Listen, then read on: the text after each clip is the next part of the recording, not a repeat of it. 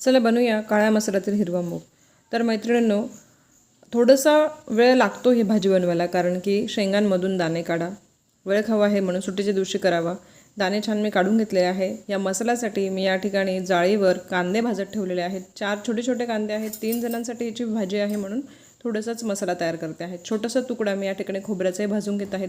कांदे, खोबरे, लाल मिरचीचे पावडर, धने पावडर आणि गरम मसाला, लसूण, अद्रक या ठिकाणी मी वाटून घेतलेले आहे। मूग तिकडे उकळत ठेवलेले आहेत, त्याच्यात हळद मीठ मी घातलेली आहे।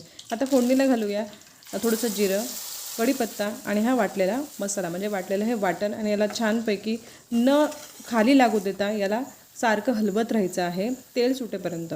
तिकडे मूगही उकळत आहेत, तुम्ही पाहू शकतात, आणि छान तेल सुटेपर्यंत हा मसाला मी परतून घेतलेला आहे। यात आता हे जे उकळलेले मूग, म्हणजे चांगल्या प्रकारे शिजलेले मूग, हे हिरवे मूग, ओले मूग ते शिजवले आहेत आणि ते मी मसाल्यात टाकले। त्यांना थोडंसं परतून घेतलं आणि जे उकळलेलं पाणी होतं तेही त्यात मी टाकून दिलं।